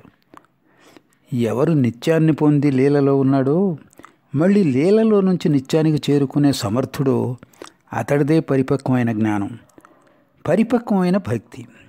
నారదాది మహర్షులు బ్రహ్మజ్ఞానం పొందిన పిదప భక్తిని ఆశ్రయించి జీవించారు. దీనినే విజ్ఞానం అంటారు. వట్టి శుష్క జ్ఞానమా? అది సామాన్యమైన తారాజువ్వ. ఏవో రంగుల పువ్వులు కొన్నిటిని వెదజల్లి వెంటనే తుస్సుమని ఆరిపోతుంది. కానీ నారదుడు, సుఖదేవుడు వంటి వారి జ్ఞానం శ్రేష్టతమ తారాజువ్వ వంటిది. మొదట కొన్ని పువ్వులు వెదజల్లి ఆరుతుంది, పిదప కొంగుర్త పువ్వులను వెదజల్లుతుంది, పిదప ఆరుతుంది, మళ్ళీ కొత్త పువ్వులను విరజిమ్ముతుంది. నారదుడు, సుఖదేవుడు మొదలైన వారికి భగవంతునిపై ప్రేమ జనించింది. ప్రేమయే సచ్చిదానంద స్వరూపుని కట్టుపడవేసే రజ్జువు. మధ్యాహ్న భోజనానంతరం శ్రీరామకృష్ణ కాసేపు విశ్రమించారు. పొగడ చెట్టు కింద కూర్చోవడానికి అనువుగా అరుగు వంటిది అమరి ఉంది. అక్కడ కూర్చుని భవనాథ్ ముఖర్జీ సోదరులు, మా చిన్న గోపాల్, హాజరా మొదలైన వారు మాట్లాడుకుంటున్నారు. శ్రీరామకృష్ణులు సరుగుడు తోపు కేసి వెళ్ళారు. దారిలో అక్కడికి వచ్చి భక్తులతో పాటు కూర్చున్నారు. హాజరా చిన్న గోపాల్తో, ఈయన పొగ తాగడానికి కాస్త ఏర్పాటు చేయండి అన్నాడు. అందుకు శ్రీరామకృష్ణ నవ్వుతూ, నీకు కావాలని చెప్పవచ్చు కదా అన్నారు. అందరూ నవ్వారు. ముఖర్జీ హజ్రాతో, మీరు వీరి నుంచి ఎంతో నేర్చుకుని ఉంటారు అన్నాడు. శ్రీరామకృష్ణ నవ్వుతూ, లేదు, చిన్నతనం నుంచి ఇతడు ఇంతే అన్నారు. అందరూ నవ్వారు. శ్రీరామకృష్ణులు సరుగుడు తోపు నుంచి తిరిగి వస్తూ ఉండటం భక్తులు చూస్తున్నారు. ఆయన భావపారవశ్యంలో ఉన్నారు. త్రాగుబోతులా తూలుతూ ఉన్నారు. గదిలోకి వెళ్ళిన తర్వాతనే సాధారణ స్థితికి వచ్చారు. గదిలో అప్పటికే పలువురు భక్తులు చేరి ఉన్నారు. కొన్నగరుకు చెందిన భక్తుల్లో ఒకరు సాధకుడు క్రొత్తగా వచ్చాడు. వయస్సు 50 పైబడే ఉంటుంది. ఒకంత పాండిత్యాహంకారం ఉన్నట్లు కనిపించాడు. మాటల మధ్యలో అతడు, పాలసముద్రాన్ని చిలకటానికి మునుపు చంద్రుడు లేడా ఏమిటి? దీనికి సమాధానం ఎవరు చెబుతారు అని అడిగాడు. మా సాధకునితో, బ్రహ్మాండమే లేని సమయంలో ముండమాల ఎక్కడి నుంచి పొందావు అని ఒక పాటలో ఉంది అన్నాడు. సాధకుడు కాస్త కోపంగా, అది వేరే సంగతి అన్నాడు. గది మధ్యలో నిలబడి ఉన్న శ్రీరామకృష్ణులు మా వైపుగా తిరిగి హఠాత్తుగా, అతడు వచ్చేశాడు, నారాయణ వచ్చేశాడు అన్నారు. నరేంద్రుడు వసారాలో హజ్రా తదితరులతో మాట్లాడుతూ ఉన్నాడు. ఆ మాటల శబ్దం గదిలో కూడా వినబడింది. శ్రీరామకృష్ణులు, వాగుడికాయ ప్రస్తుతం కుటుంబ చింతలో చిక్కుపడి ఉన్నాడు అన్నారు. అవునండి అన్నాడు మా. దుఃఖాలను వరాలుగా పరిగణిస్తూ ఉన్నట్లుగా ఓసారి చెప్పాడు కదా అన్నారు శ్రీరామకృష్ణులు.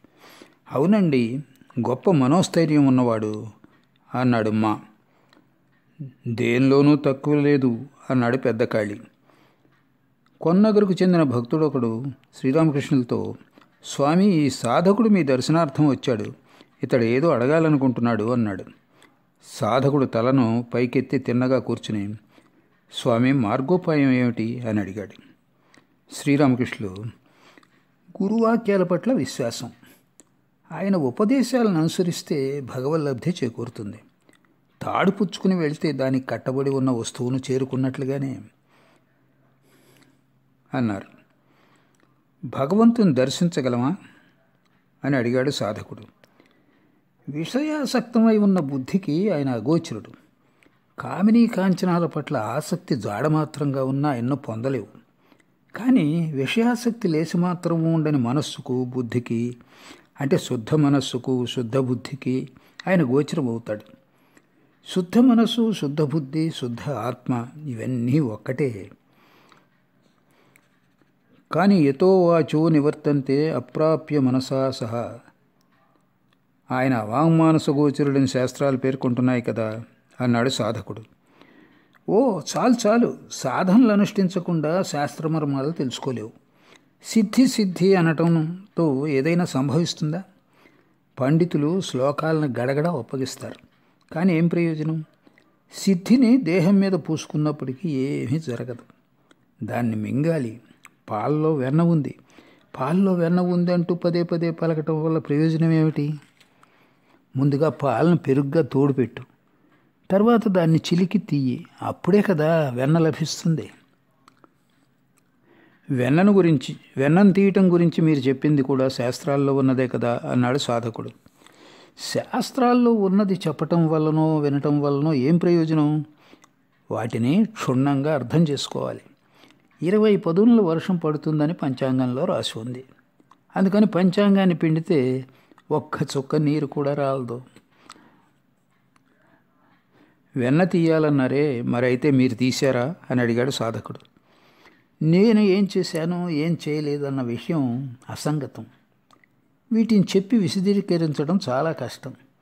నేతి రుచి ఎలా ఉంటుంది అని ఎవరైనా అడిగితే నేతి రుచి నేతిలా ఉంటుందనే కదా దానికి బదులు చెప్పగలం. వీటిని అన్నిటినీ అవగాహన చేసుకోవాలంటే సాధు సాంగత్యం ఆవశ్యకం. ఏది కఫనాడి, ఏది పిత్తనాడి, ఏది వాయునాడి అని తెలుసుకోవాలంటే వైద్యంతో కలిసి వసించాలి. ఇతరులతో వసించడం కొందరు ఇష్టపడరు అన్నాడు సాధకుడు. అది జ్ఞానం పొందిన తర్వాత, భగవద్ దర్శనానంతరం. అంతకు మునుపు సాధు సాంగత్యం ఆవశ్యకం కదా అన్నారు శ్రీరామకృష్ణులు. సాధకుడు మౌనంగా ఉండిపోయాడు. కాసేపు అయ్యాక కాస్త చిరచిరలాడుతూ, ప్రత్యక్షంగా కానీ లేక పరోక్షంగా కానీ మీరు భగవంతుని అనుభూతం చేసుకున్నారో లేదో చెప్పండి. ఇష్టం ఉంటే చెప్పండి, లేకుంటే వద్దు అన్నాడు. శ్రీరామకృష్ణులు చిరునవ్వుతో, ఏమని చెప్పను, ఏదో సూచన మాత్రంగానే చెప్పనగును అన్నారు. అదే తెలపండి అన్నాడు సాధకుడు. నరేంద్రుడు పాడ సంసిద్ధుడయ్యాడు. తబలా తీసుకుని రాలేదా అని అడిగాడు. చిన్నగోపాల్, మహిమాచరణది ఒకటి ఉన్నది అన్నాడు. శ్రీరామకృష్ణుడు, వద్దు, అతడిదేది తీసుకురాకు అన్నారు. మొదట కొన్నగరుకు చెందిన భక్తుడు ద్రుపద సంగీతం ఆలపించాడు. శ్రీరామకృష్ణులు మధ్య మధ్యలో సాధకుడిని క్రియగంట చూస్తున్నారు. గాయకుడు నరేంద్రుడు సంగీతం గురించి తీవ్రంగా వాదించుకుంటున్నారు. సాధకుడు గాయకునితో, నువ్వు వదిలిపెట్టే రకం కాదు, ఇట్టి వాదనల వలన ఏమిటి ప్రయోజనం అన్నాడు. మరో భక్తుడు ఈ వాదనలో పాల్గొన్నాడు. దాన్ని చూసి శ్రీరామకృష్ణులు సాధకునితో, మీరు అతన్ని కాస్త మందలించలేదు ఎందుకని అన్నారు. శ్రీరామకృష్ణులు కొన్నగరు భక్తులతో, మీతో కూడా ఈయనకు సఖ్యత ఉన్నట్లేదు అన్నారు. నరేంద్రుడు పాడసాగాడు. ఈలాగు వ్యర్థముగా నా దినములన్నీయు గడుపవలసినదేన దేవా, ఈలాగు వ్యర్థముగా నా దినములన్నీయు గడుపవలసినదేన దేవా, రాత్రింబగళ్ళు నేనార్తితో కాచితిని ఆశాపథము వైపు దేవా. పాటను వింటూనే సాధకుడు ధ్యానంలో మునిగిపోయాడు.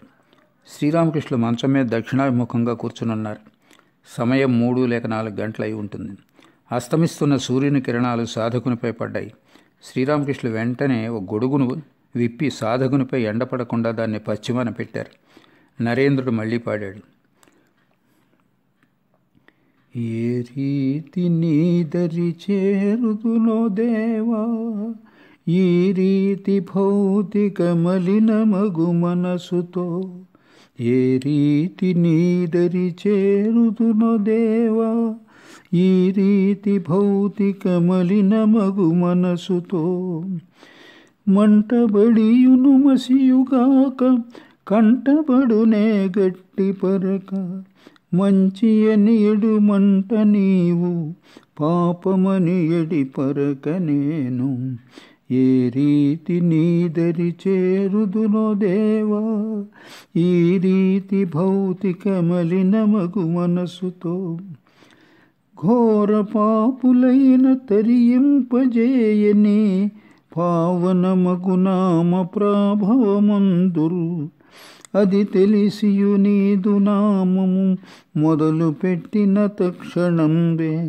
గట్టిగా నా గుండె దడదడ కొట్టుకొనుచు భయము చేత ఏ రీతి నీదరి చేరుదున దేవా ఈ రీతి భౌతిక మలినమగు మనసుతో ఏ పగిది నిన్ను నేను ఆరాధించగలను పాపంపు బానిసగా ప్రాయమంతయు గడిపి ఎటుల శరణము పొందగలను జటిలమగు నీ మార్గమందున జుట్టుపట్టి ఈడ్చి పాపిని పెట్టుకొను దయపాద సన్నిధి ఏ రీతి నీదరి చేరుదును దేవా ఈ రీతి భౌతిక మలినమగు మనసుతో. నరేంద్రుడు పాడుతున్నాడు.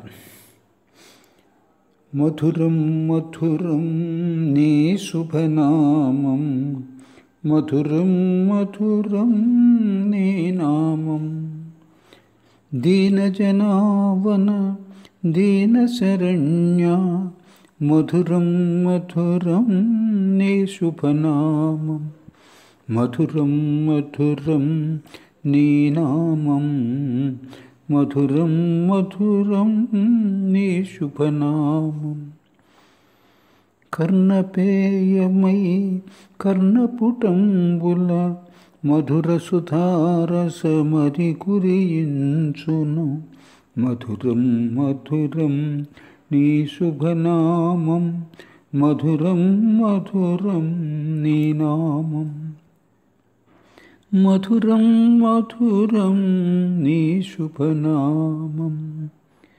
హే ప్రాణప్రియ ప్రియతమ సదయ మధురం మధురం నీ నామం మధురం మధురం నీ శుభనామం మధురం మధురం నీ నామం.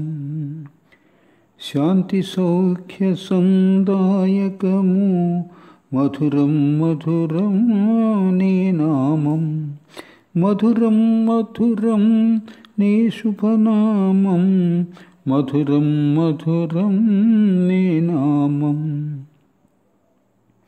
అమూల్యమగు నీ నామనిధానం అమృతత్వ ఆనందనికేతం మధురం మధురం నీ శుభనామం మధురం మధురం నీ నామం మధురం మధురం నీ శుభనామం. అమరుండగు నీ నామజపి అజరుండగు నీ నామభజి అమరుండగు నీ నామజపి అజరుండగు నీ నామభజి మధురం మధురం నీ శుభనామం మధురం మధురం నీ నామం మధురం మధురం నీ శుభనామం. వీణుల శోకిన నీ శుభనామం హృదయావేద విదారకరం వీణుల శోకిన నీ శుభనామం హృదయావేద విదారకరం మధురం మధురం నీ శుభనామం మధురం మధురం నీ నామం మధురం మధురం నీ నామం హృదయానంద సంపూర్ణ ఘనం మధురం మధురం నీ నామం హృదయానంద సంపూర్ణ ఘనం మధురం మధురం నీ శుభనామం. మధురం మధురం నీ నామం, మధురం మధురం నీ శుభనామం. నరేంద్రుడు ఈ పాట పాడుతూ ఉండగానే శ్రీరామకృష్ణులు సమాధిమగ్నులైనారు. సమాధి స్థితి ప్రారంభంలో ఆయన చేతి వేళ్ళు, ముఖ్యంగా బొటన వేళ్ళు వణికాయి. కొన్నగరు భక్తులు శ్రీరామకృష్ణుల సమాధి స్థితిని చూసి ఎరుగరు. వారు మౌనంగా ఉండిపోయారని భావించి అక్కడ నుంచి బయటకు వెళ్ళటానికి లేచారు. భవనాథ్ వారితో, కూర్చోండి, ఇది వీరి సమాధి స్థితి అన్నాడు. కొన్నగరు భక్తులు కూర్చున్నారు. నరేంద్రుడు పాట కొనసాగించాడు. పగలనకను రేయనకను పలు విధముల పాటు పడుచు నీ కొరకై నిర్మించితి గుడి ఒకటి గుండెలోన. పగలనకను రేయనకను పలు విధముల పాటు పడుచు నీ కొరకై నిర్మించితి గుడి ఒకటి గుండెలోన. దయయుంచి దానిలోకి దయసేయవా దేవదేవా, దయయుంచి దానిలోనికి దయసేయవా దేవదేవా. ఇంకా భావపారవశ్య స్థితిలోనే ఉన్న శ్రీరామకృష్ణులు క్రిందికి దిగి వచ్చి నరేంద్రుని పక్కన కూర్చున్నారు. నరేంద్రుడు పాడసాగాడు. విజ్ఞాన గగనమున ప్రేమచంద్రుడు పూర్ణబింబమున ఉదయించెను. విజ్ఞాన గగనమున ప్రేమచంద్రుడు పూర్ణ బింబమున ఉదయించెను. చివరి చరణం వింటూ ఉండగానే శ్రీరామకృష్ణులు లేచి నిలబడి సమాధిమగ్నులయ్యారు. చాలాసేపటి తర్వాత బాహ్యస్మృతి నొంది మళ్ళీ చాప మీద కూర్చున్నారు. నరేంద్రుడు పాటలు ముగించాడు. తంబురాను యథాస్థానంలో ఉంచాడు. శ్రీరామకృష్ణులు ఇంకా భావపారవశ్యంలోనే నెలకొని ఉన్నారు. ఆ స్థితిలోనే మాట్లాడసాగారు. అమ్మా, ఇదేమిటో నాకు తెలియచేయి. పెరుగును చిలికి వెన్న తీసి నోటికి అందించాలా? చెరువులో ఎరను వెయ్యరు, దాన్ని పట్టుకుని ఒడ్డున వేచి ఉండరు, కానీ చేపను పట్టి వారి చేతుల్లో పెట్టాలి. ఎంత కష్టం అమ్మా! ఇక మీదట వాదనలు వింటూ ఉండటం నా వల్ల కాదు. ఈ ధూర్తులు అంత భారాన్ని నా మీదే మోపుతున్నారు. ఎంత కష్టం! అన్నింటినీ విదిలించుకుంటాను. భగవంతుడు వేదాలకు అతీతుడు. వేదాంతాలు అధ్యయనం చేసి ఆయన్ను పొందనగునా? ఇలా అంటూ నరేంద్రునితో, అర్థమైందా? వేదాలు సూచనలు మాత్రం ఇస్తాయి, అంతే. మళ్ళీ పాడటానికి నరేంద్రుడు తంబూరా తీసుకురమ్మన్నాడు. శ్రీరామకృష్ణులు, నేను పాడుతాను అన్నారు. భావపారవశ్యంలోనే పాడసాగారు. అమ్మా అమ్మా నన్నీ ఖేదము వ్యధతో హృదయము పిండుచున్నదే. అమ్మా అమ్మా నన్నీ ఖేదము వ్యధతో హృదయము పిండుచున్నదే.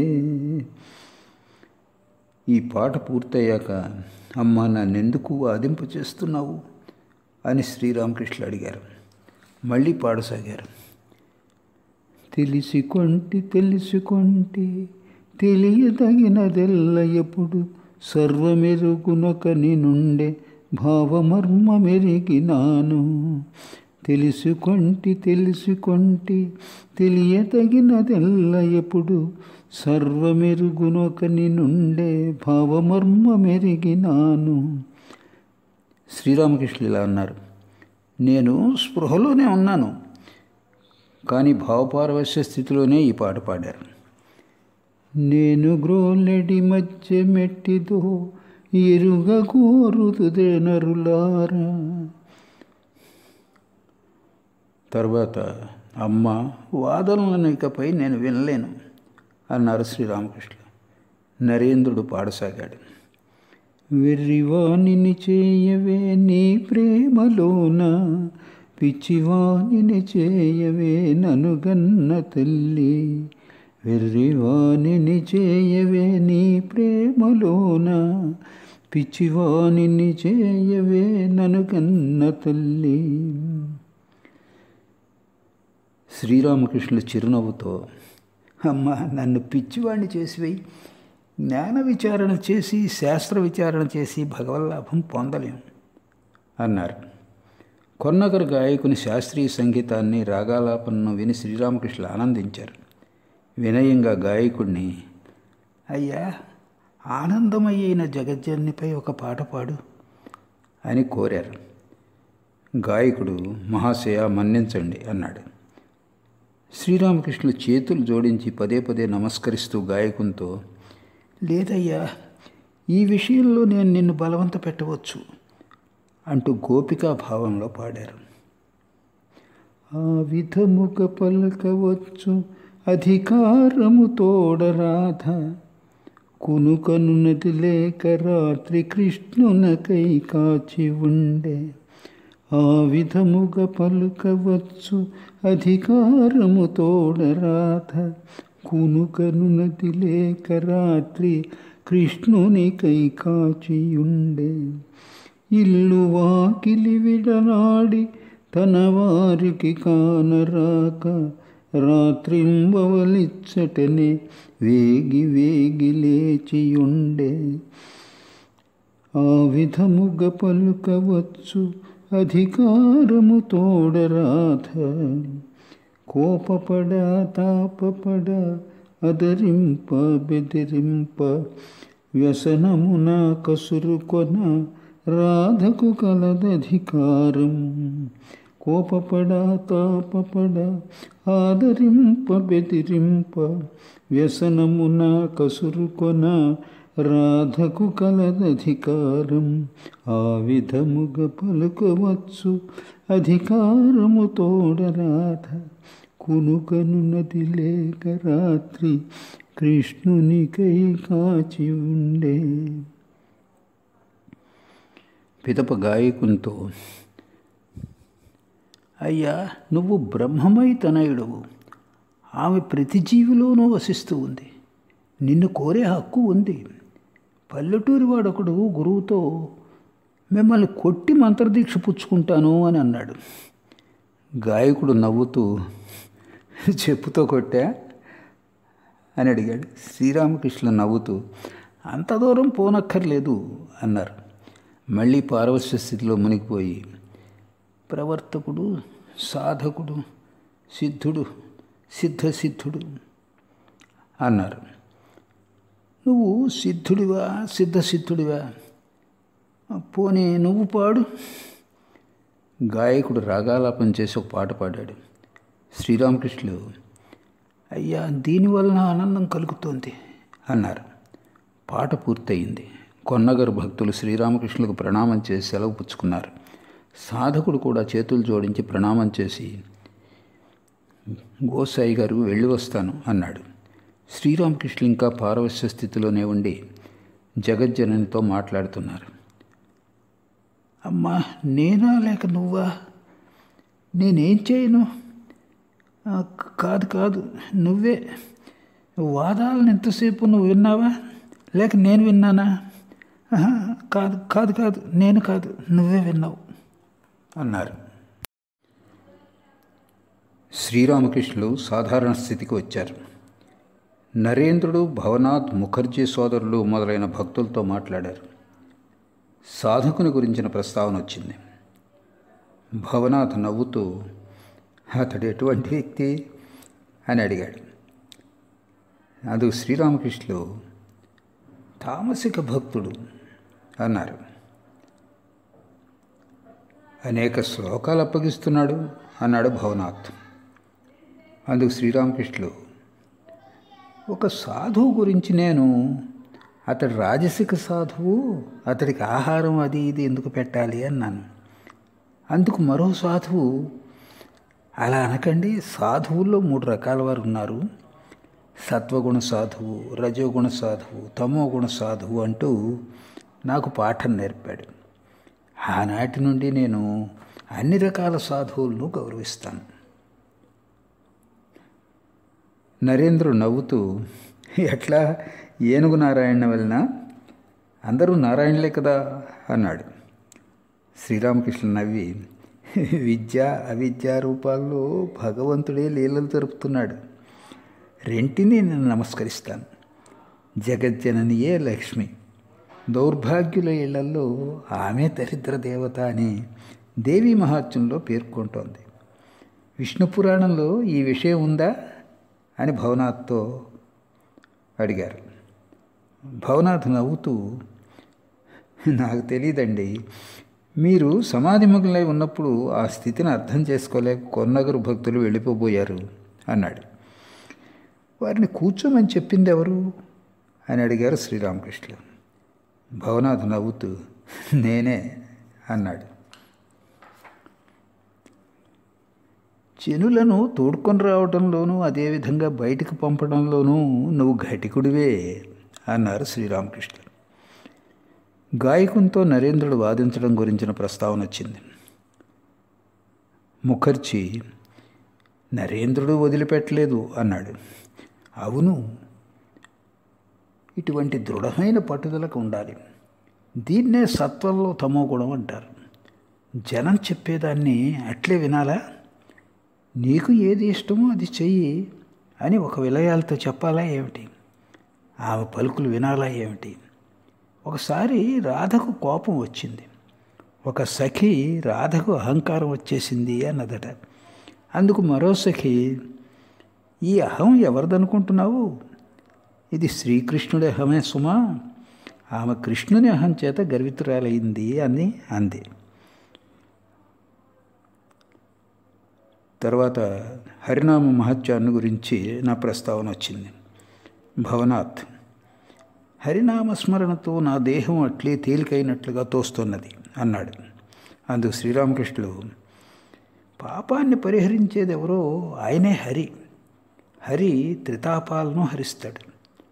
చైతన్య మహాప్రభు హరినామాన్ని ప్రచారం చేశాడు. అందుచేత అది మంచిదే అయి ఉండాలి.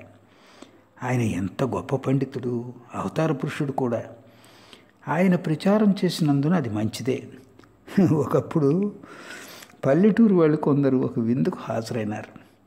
వారిని, మీరు మారేడు పండు పచ్చడి తింటారా అని అడిగేసరికి వారు, పెద్ద మనుషులు తిన్నారా? అలా అయితే మాకు వడ్డించండి, వాళ్ళు తిని ఉంటే అది తప్పక రుచికరంగానే ఉంటుంది అని అన్నారు. అందరూ నవ్వారు. శ్రీరామకృష్ణులు శివనాథ శాస్త్రిని చూడగోరారు. అందుకే ముఖర్జీతో, ఒకసారి శివనాథం చూసి రావాలి. మీ బండిలో నన్ను తీసుకుని వెళితే బాడుగు బండి ఏర్పాటు చేసుకోవటం తప్పుతుంది అన్నారు. అలాగేనండి, ఒకరోజు ఏర్పాటు చేస్తాం అన్నాడు ముఖర్జీ. మరల శ్రీరామకృష్ణులు భక్తులతో, మంచిది, వాళ్ళు నన్ను లైక్ చేస్తారా? ఆ బ్రహ్మ సమాజులు సాకారవాదులను విమర్శిస్తారే అన్నారు. మహేంద్ర ముఖర్జీ తీర్థయాత్రలకు పోవనున్నాడు. ఆ సంగతి శ్రీరామకృష్ణులకు తెలిపాడు. శ్రీరామకృష్ణులు నవ్వుతూ, అదెలా? భక్తి మొలక కనిపించి కనిపించకుండా ఉన్నది, అంతలోనే వెళ్ళిపోతున్నావా? మొదట మొలక, పిదప చెట్టు, ఆ తర్వాత పళ్ళు. ఇప్పుడే నీతో 4 మాటలు మాట్లాడాను అన్నారు. అందుకు మహేంద్ర, స్వామి, కాస్త తిరిగి రావాలని ఆసక్తి వచ్చేసింది, త్వరలోనే తిరిగి వస్తాను అన్నాడు. సాయంత్రం 5 గంటలు అయి ఉంటుంది. శ్రీరామకృష్ణులు లేచారు. భక్తులు తోటలో పచారులు చేస్తూ ఉన్నారు. పలువురు సెలవు పుచ్చుకొని ఉన్నారు. శ్రీరామకృష్ణులు ఉత్తరం వైపునున్న వసారాలో హాజరాతో మాట్లాడుతూ ఉన్నారు. గుహ వంశానికి చెందిన అన్నదా గుహ వద్దకు కొద్ది రోజులుగా నరేంద్రుడు తరచు పోయి వస్తున్నాడు. హజ్రా, గుహ వంశానికి చెందినవాడు అన్నద కఠోర సాధనలు అనుష్ఠించినట్లుగా విన్నాను. ఆహారం అతి స్వల్పంగా తింటాడట. అన్నం 4 రోజులకు ఒకసారేనట అన్నాడు. అందుకు శ్రీరామకృష్ణులు, అలాగా, ఏ వేషంతో భగవంతుని పొందాలో ఎవరికి తెలుసు అన్నారు. నరేంద్రుడు ఆగమని పాడాడు అన్నాడు హజ్రా. నవరాత్రులు ఆరంభమైన రోజున పాడే పాటలు హిమవంతుని కుమార్తె అయిన ఉమ కైలాసం నుండి తన పుట్టింటికి ఏడాదికి ఓమారు వచ్చేటప్పుడు తల్లి కుమార్తెను ఆహ్వానిస్తూ పాడే వాత్సల్య భావపు పాటలివి. శ్రీరామకృష్ణులు ఉత్కంఠతో ఎలా ఉన్నాయి అని అడిగారు. కిషోరి ప్రక్కన నిలబడి ఉన్నాడు. శ్రీరామకృష్ణులు అతడితో ఏం నాయనా బాగున్నావా అని అడిగారు. శ్రీరామకృష్ణులు పశ్చిమాన ఉన్న మొగసాలలో నిలబడి ఉన్నారు. అది శరత్కాలం. కాషాయ రంగు ప్లానల్ చొక్కా ధరించి ఉన్నారు. నరేంద్రుడితో నువ్వు ఆగమని పాడావా అని అడుగుతూ మొగసాల నుండి క్రిందికి దిగి నరేంద్రుడితో గంగా తీరానికి వెళ్ళారు. మా వెంట ఉన్నాడు. నరేంద్రుడు ఆగమని పాడసాగాడు. మాయమ్మ ఉమ నాకు మనసిచ్చి చెప్పు, నేనడుగు విషయముల విశదంబుగాను. మాయమ్మ ఉమ నాకు మనసిచ్చి చెప్పు, నేనడుగు విషయముల విశదంబుగాను. ఎన్నడెరుగని వాని ఇంట నొంటరిగా ఏలాగు కాపురము వెలగించినావు. లోకులు మము గూర్చి పలికెడి పలుకులు వినలేక అవమానమున మ్రగ్గుచుంటి. మాయమ్మవుమ నాకు మనసిచ్చి చెప్పు, నేనడుగు విషయముల విశదంబుగాను. అది ఏమే అల్లుడు ఆవల్ల కాటి బూడిదని పులుముకొని ఊరేగునంట. అపరంజి పొమ్మవు అమ్మ నీవు గూడ వానివలె బూడిద పులుముదు వంట. మాయమ్మవుమ నాకు మనసిచ్చి చెప్పు, నేనడుగు విషయముల విశదంబుగాను. బిచ్చమెత్తుకు కూడు పక్షించునంట, నీ అమ్మనైతీని నేనెట్లు భరింతు. ఈ మారు నిను పంపమని వచ్చినప్పుడు అమ్మాయి ఉమలేదు పొమ్మందునతని. మాయమ్మ ఉమ నాకు మనసిచ్చి చెప్పు, నేనడుగు విషయముల విశదంబుగాను. శ్రీరామకృష్ణులు నిలబడే పాటను వింటున్నారు. అలాగే సమాధిమగ్నులైనారు. ఇంకా చీకటి పడలేదు. సూర్యుడు పశ్చిమాన కొద్దిగా కనపడుతున్నాడు. శ్రీరామకృష్ణులు పారవస్య స్థితిలో నిలబడి ఉన్నారు. ఆయన సమీపంలో ఉత్తర దిశగా గంగ ప్రవహిస్తూ ఉంది. కాసేపటి క్రితమే నదిలో పోటు ప్రారంభమైంది. ఆయనకు వెనుకవైపు పువ్వుల తోట, కుడివైపు నహబత్ పంచవటి. ప్రక్కన నరేంద్రుడు నిలబడి పాడుతున్నాడు. సంధ్య చీకట్లు అలుముకుంటున్నాయి. నరేంద్రాది భక్తులు శ్రీరామకృష్ణులకు ప్రణామం చేసి సెలవు పుచ్చుకున్నారు.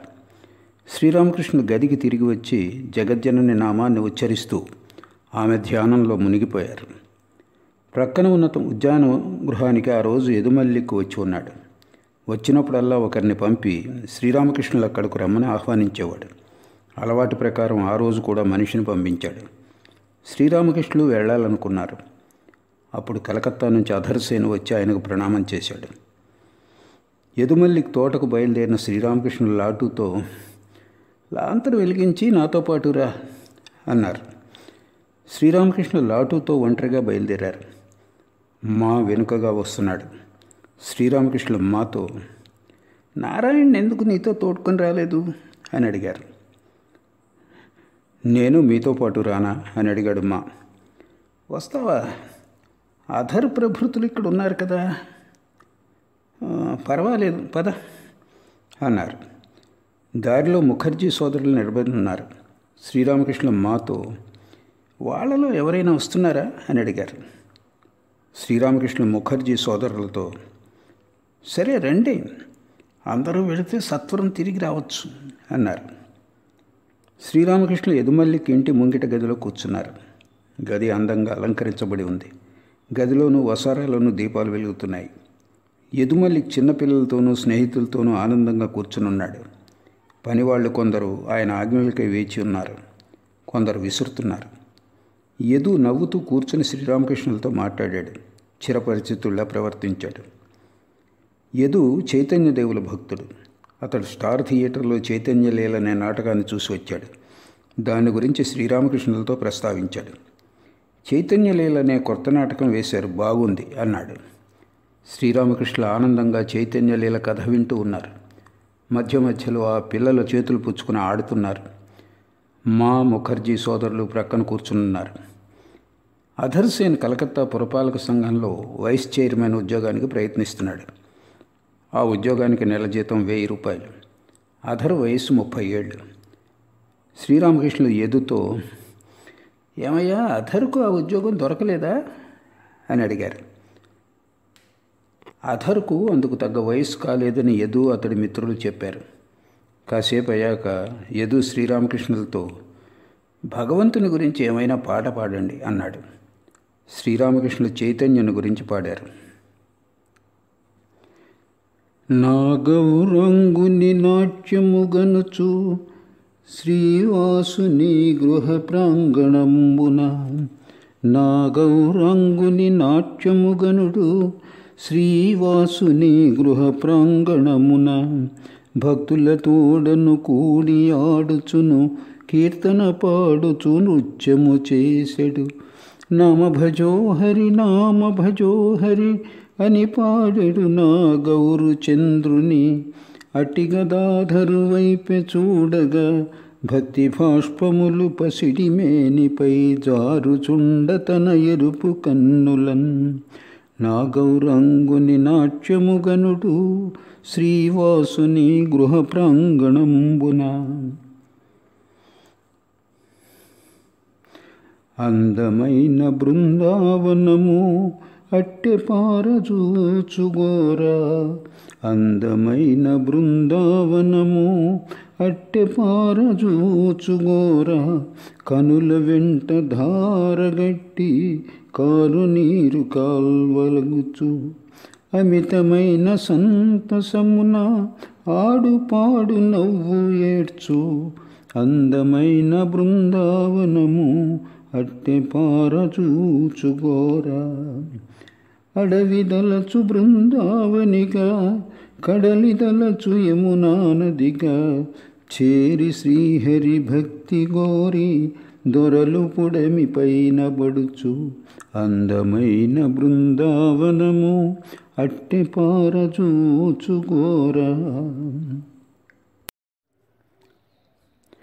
పాటలు పూర్తి కాగానే ముఖర్జీ సోదరులు లేచారు. శ్రీరామకృష్ణులు లేచారు, కానీ భావపారవశ్య స్థితిలో ఉన్నారు. వరండాలోకి రాగానే సమాధిముగ్గులే అట్లే నిలబడిపోయారు. అక్కడ దీపాలు వెలుగుతున్నాయి. తోటకు కావలివాడు ఒక భక్తుడు. అతడు కొన్ని వేళల్లో శ్రీరామకృష్ణులను ఆహ్వానించి ఆహారం సమర్పించడం కద్దు. శ్రీరామకృష్ణులు సమాధి స్థితిలో నిలబడి ఉండటం చూసి అతడు వచ్చి పెద్ద విసనకర్రతో ఆయనకు విసిరాడు. తోట పర్యవేక్షకుడు రతన్ వచ్చి శ్రీరామకృష్ణులకు ప్రణామం చేశాడు. శ్రీరామకృష్ణులు మామూలు స్థితిలోకి వచ్చారు. నారాయణ నారాయణ అంటూ వారితో మాట్లాడారు. తరువాత భక్తులతో కలిసి దక్షిణేశ్వర ఆలయంలోకి ప్రధాన ద్వారం గుండా వెళ్ళారు. ఈలోపు ముఖర్జీ సోదరులు అక్కడికి వచ్చి నిలబడి ఉన్నారు. అధర్ శ్రీరామకృష్ణులను వెతుకుతూ ఉన్నాడు. ముఖర్జీ నవ్వుతూ, మహేంద్రబాబు పరుగున వచ్చేశాడు అన్నాడు. అందుకు శ్రీరామకృష్ణులు నవ్వుతూ ముఖర్జీతో మాను చూపుతూ, ఇతడితో సన్నిహితంగా మెలగండి అన్నారు. ప్రియముఖర్జీ నవ్వుతూ, ఇక మీదట ఈయనే మాకు ఉపాధ్యాయుడు అన్నాడు. శ్రీరామకృష్ణులు, గంజాయి త్రాగే వ్యక్తి అటువంటి మరో వ్యక్తిని చూస్తే సంతోషిస్తాడు. పెద్ద మనుషులు వచ్చినా కూడా పట్టించుకోడు. కానీ గంజాయి త్రాగేవాడు వస్తే మాత్రం అతడు అతి బీదవాడైనా సరే అతన్ని అట్లే ఆలింగనం చేసుకుంటాడు అన్నారు. అందరూ నవ్వారు.